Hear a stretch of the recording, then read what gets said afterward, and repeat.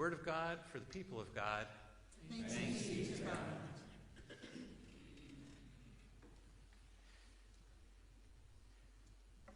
So some time ago, you might recall that I had done another sermon on this particular passage, and I had set up where our absolutely gorgeous harvest altar is. Thank you, worship and arts lady.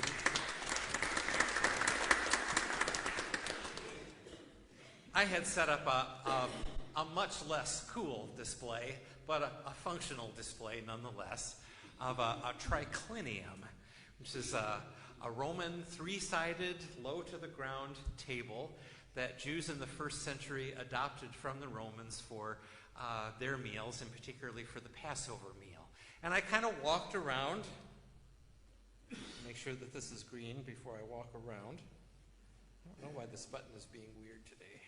There we go. And I kind of walked around the table and showed where people were sitting at the table.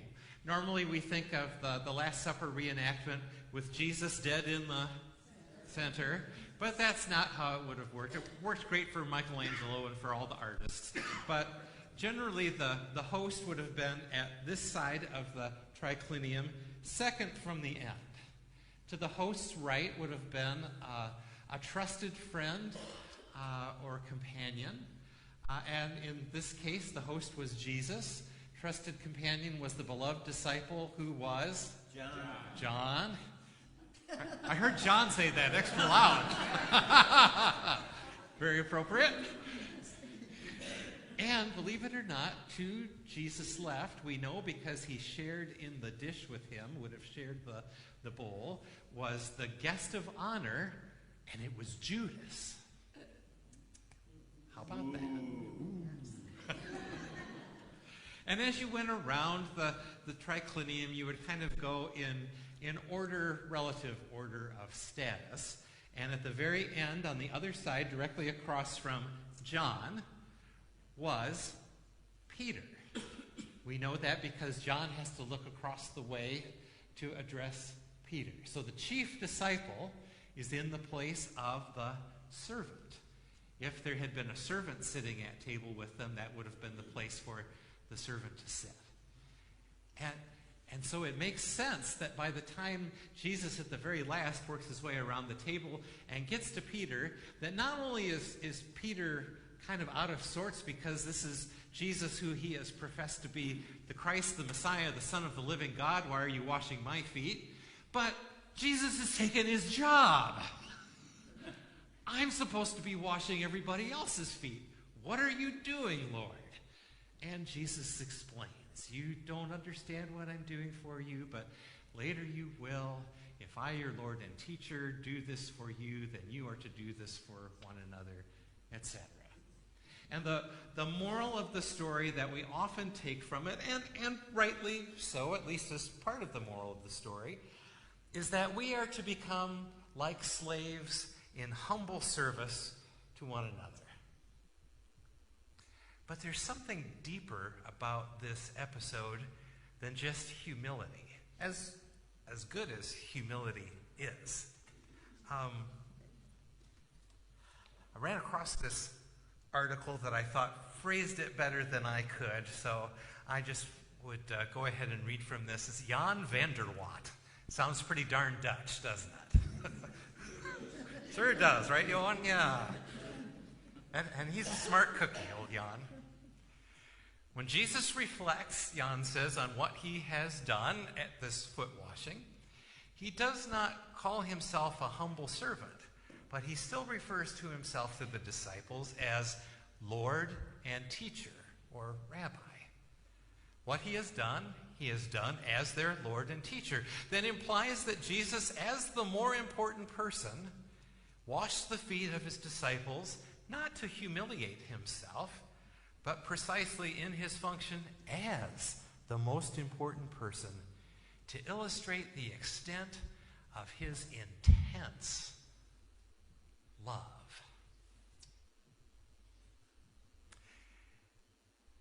Part of the scripture that I read talked to you about how Jesus loved his disciples aes telos. that can be translated and often is as to the end. And we think of it at first blush as being time-wise, right? Gonna love you to the end. Whenever all this ends, till death do us part, right? But telos, if you ever took a Philosophy 101 class, you might remember the word teleology. It's the philosophy of that which is best is what serves the end purpose, the end goal. So the other way that we might think of this is that he loved them as his end goal, as his purpose, as his sole reason for acting, being, for coming to earth. Old Jan also includes this wonderful story. And I forgot to look to see how old it is. Maybe it's in here as I'm reading along. It's a love story of Joseph and Asenath. When Joseph visited Asenath, the following happened. Asenath invited Joseph to a dinner that she prepared and led Joseph to her father's seat. She brought water to wash his feet, and Joseph remarked, "Let one of the virgins, aka servants, come and wash my feet." But Asenath's reply was significant. "No, Lord, now that we are married, from now on you are my Lord and I am your maid. Why do you want that another virgin wash your feet? For your feet are my feet, and your hands are my hands, and your soul is my soul. Another will not wash your feet." Instead of her slaves doing it, as was expected even by Joseph, she prefers to wash his feet herself as a token of her love. It has nothing to do with humiliation or humility. It has everything to do with love. The intensity, the extravagance, the unexpected nature of Jesus' love is also manifest in the fact that whose feet did he wash to the left of him? Judas. Knowing full well that he was about to betray him, Jesus washed Judas's feet. Why, we might ask ourselves, and there's no for sure right answer. I'll leave it up to you. Is it one last chance? You don't have to betray me, Judas? Is it a sign of preemptive grace ahead of time, for Judas to be able to avoid hopefully feeling the overwhelming guilt that he does end up feeling?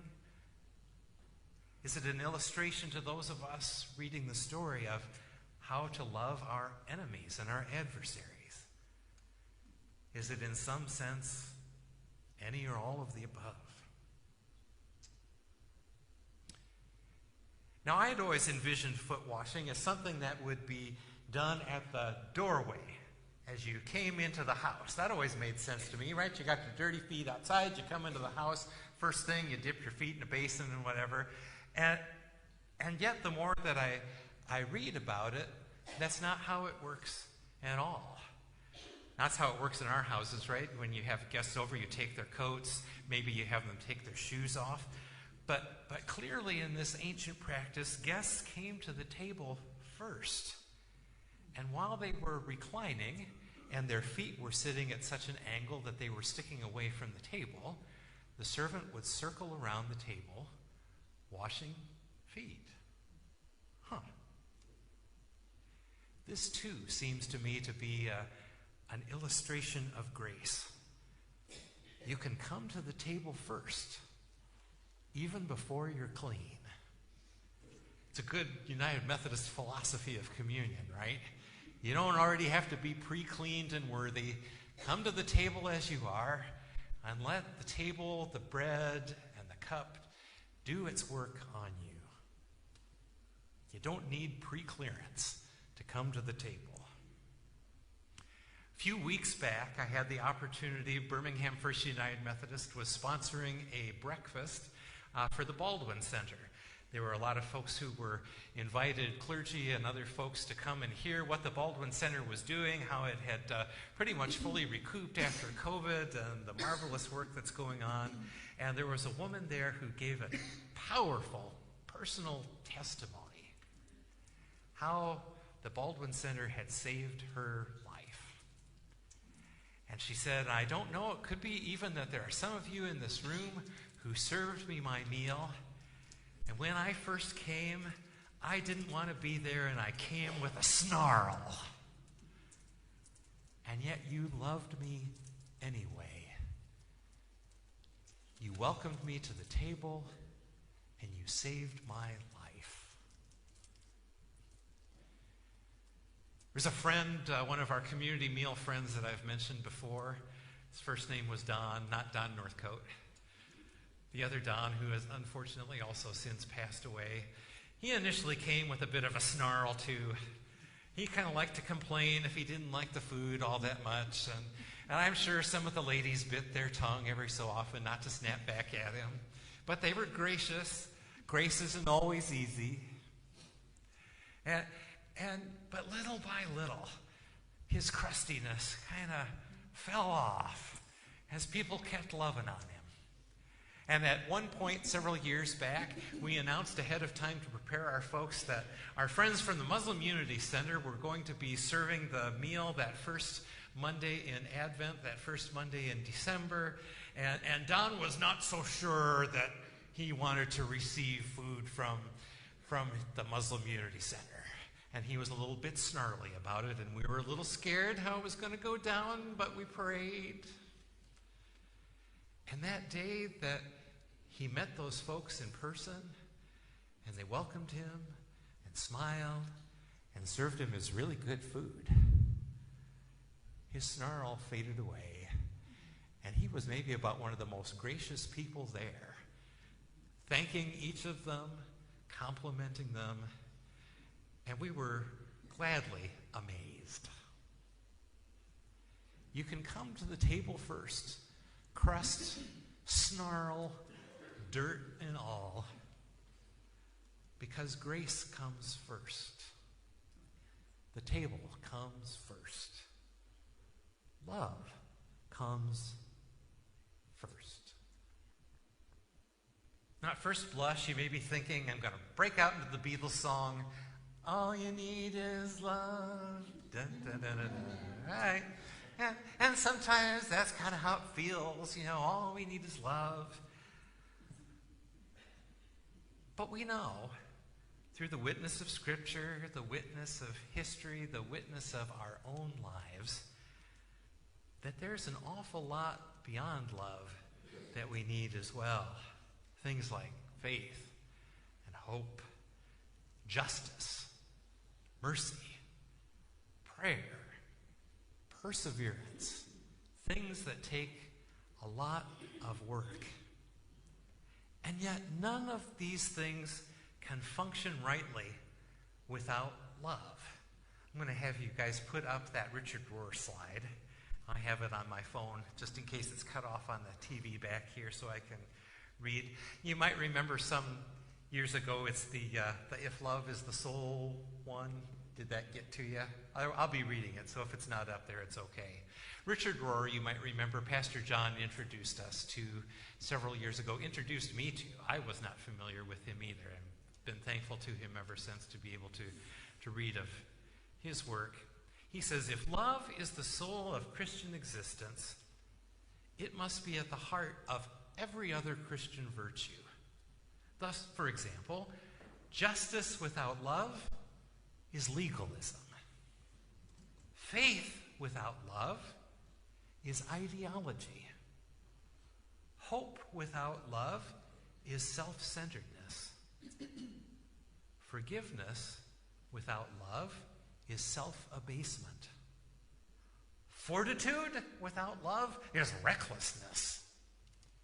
Generosity without love is extravagance. Care without love is mere duty. Fidelity without love is servitude. Every virtue is an expression of love, And no virtue is really a virtue unless it is permeated by love. That's kind of powerful. I'll stick this in the all-church email so you've got it Thursday. Love may not be all we need, but it is the first thing we need.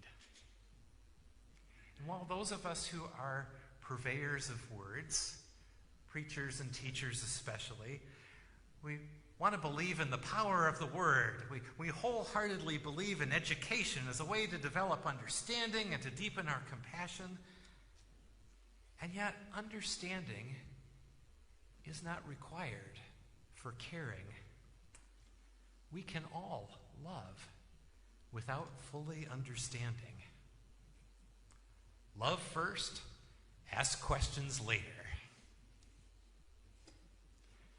I don't need to know the history of the Holocaust to stand by my Jewish sisters and brothers as they experience brutality and terror. I don't need to know the full history of the Nakba and of the occupation to stand with my Palestinian sisters and brothers as they experience injustice, violence, and oppression. I don't personally have to understand what it feels like to be trapped in a body that doesn't feel like my own, to have compassion and to stand with my transgender sisters and brothers, and to advocate for their dignity. I don't need to understand. I can love without understanding. In fact, I had better love before I understand, or I might never love at all. This December will be Jen's and my 30th wedding anniversary, and I dare say we still don't fully understand each other even after 30 years. But we love each other deeply and are praying for another 30. Of late, I have taken to listening to a podcast called The Ezra Klein Show. I mentioned him in this last week's all-church email, especially for episodes of late, where he has interviewed people from all various perspectives on Israel and Palestine. And he just is a amazingly thoughtful person. And this last week, I listened to his most recent podcast. He had on Rabbi Sharon Brous from a congregation in Los Angeles. And she told this particular story.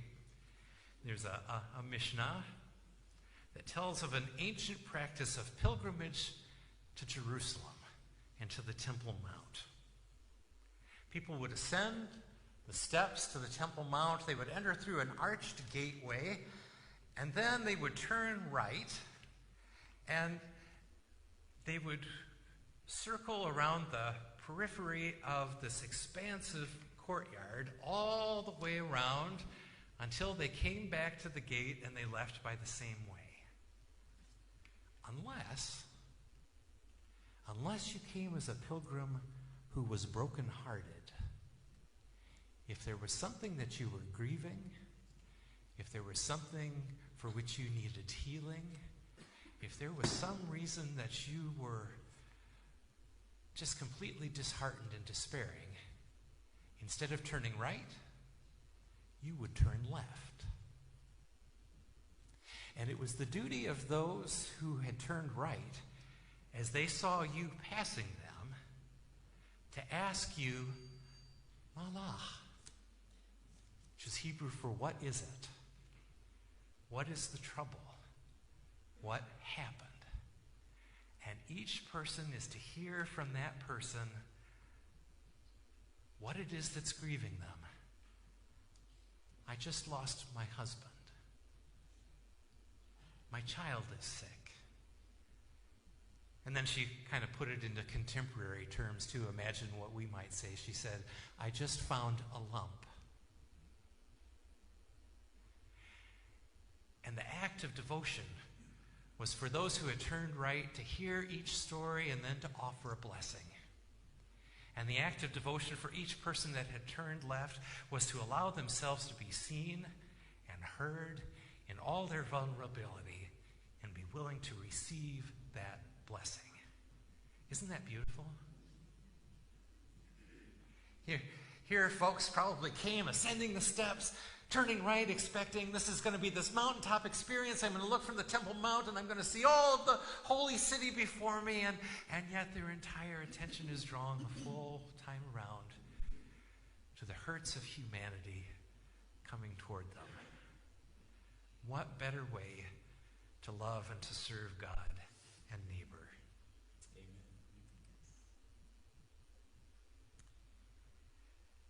They were to love eis telos to the end as their sole reason for acting and being and coming to Jerusalem. And this is to be our telos too, our purpose. Loving, devoted service to one another and to God. Now, are these all the pink cards up here? Or do you still have the pink cards back there? This is pink card time. I get to read your homework.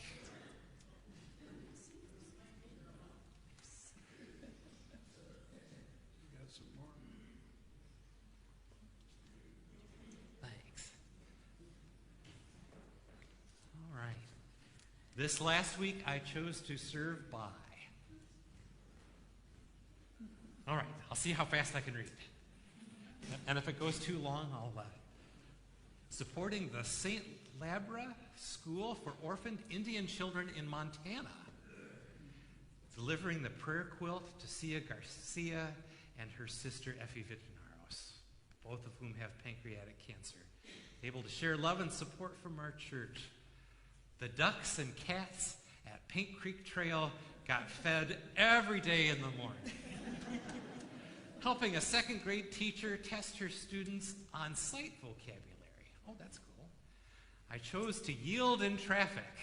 After each pause, I felt more relaxed and at peace.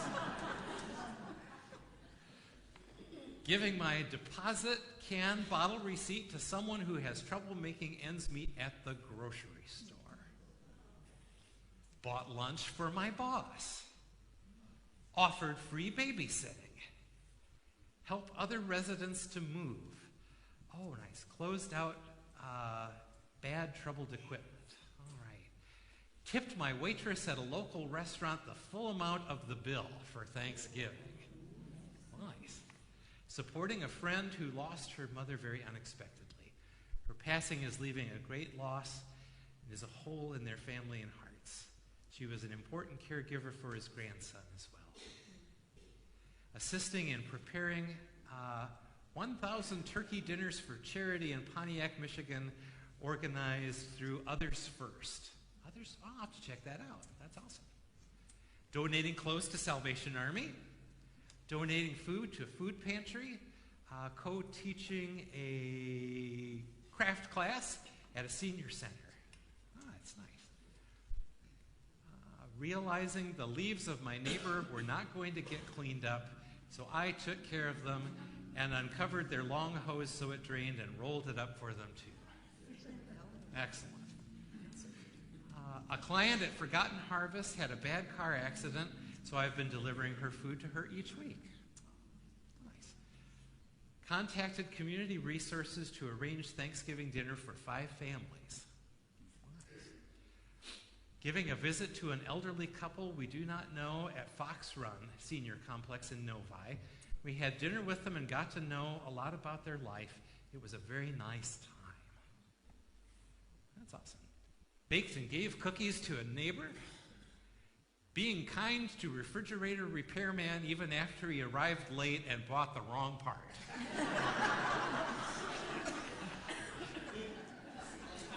File that one away. That's a good one. Offered widow neighbor who had lung surgery to take out and return her trash and recycling to the curb from now on. Offer gratefully accepted. Smiled and said hi to a stranger wearing a... Oh, okay. So that one didn't get bonus points, they said, because that was easy to do. This one, they're thinking maybe garnished bonus points. Smiled and said hi to a stranger wearing a U of M sweatshirt.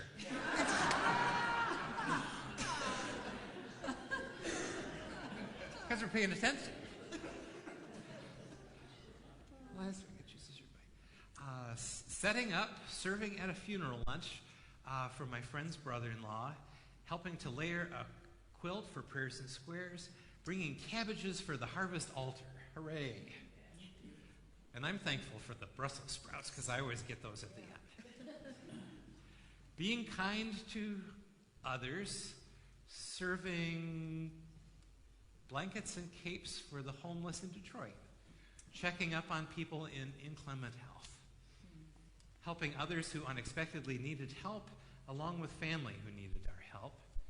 Met with a young man who seeks to become an airplane pilot. Within my work with people to seek and find their unique purpose from God and how they wish to make their life. Oh, okay, nice. All right. So kind of helping with his career path. Beautiful.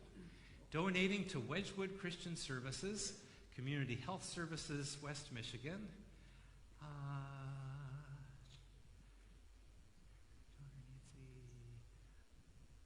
I'm going to put that with the green cards. That's more of a, make that a prayer.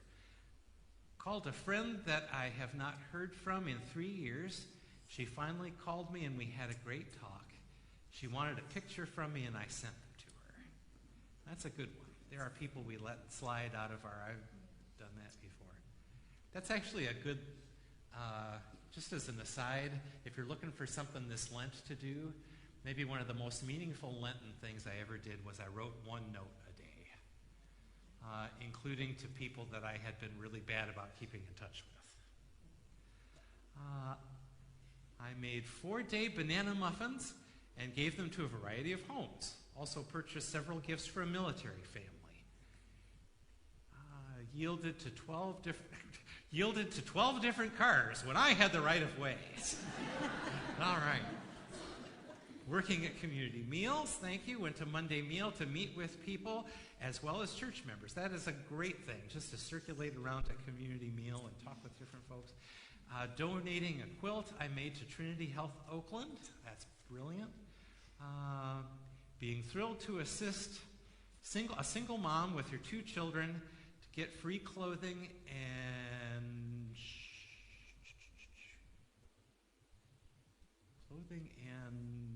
shoes. There we go. From Oxford, open-handed. That's awesome. Got them an apartment. Met them to do shopping. Wonderful, wonderful. All right, good stuff. Greeting, chatting, and at least making eye contact with fellow shoppers when out and about. During my friend and neighbor who is struggling with her eyesight to...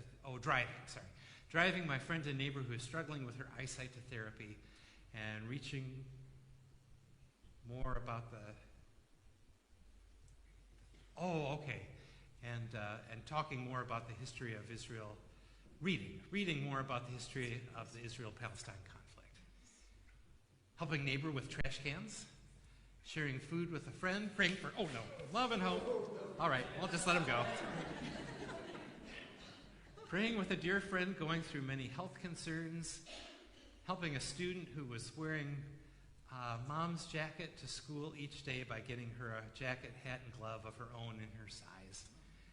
Delivering food to an extra family, serving the small prayer quilt squares. Made several calls of concern to follow up on test results and update on family health issues. Mowed leaves for 2 neighbors. That's the way to get rid of those leaves. I hardly raked it all. I just kept mowing them. Helping my elderly neighbor round up her dog. The dog doesn't even like me.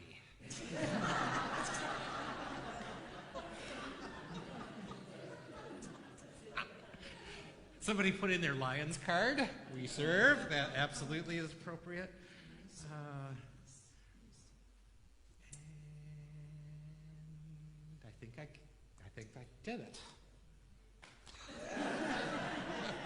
And we'll get those later. Dropping the mic, yeah. Exactly. So, one of mine anonymously is in there because I thought the one I was going to use was too fun. It didn't seem like, it almost didn't count as something extra, and I would have done it anyway.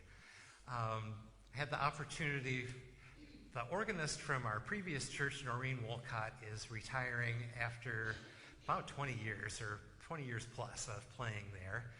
And so Pastor Dylan, who was there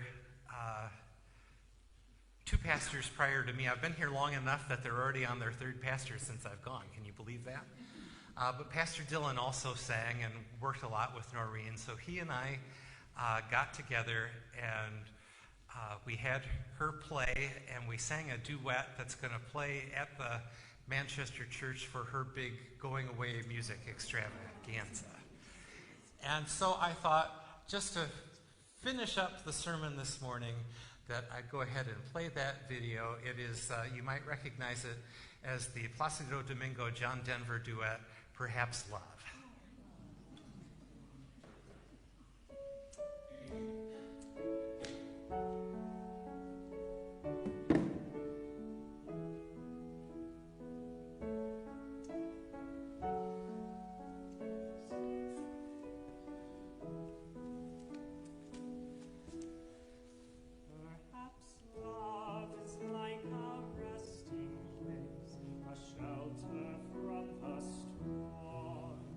It exists to give you comfort.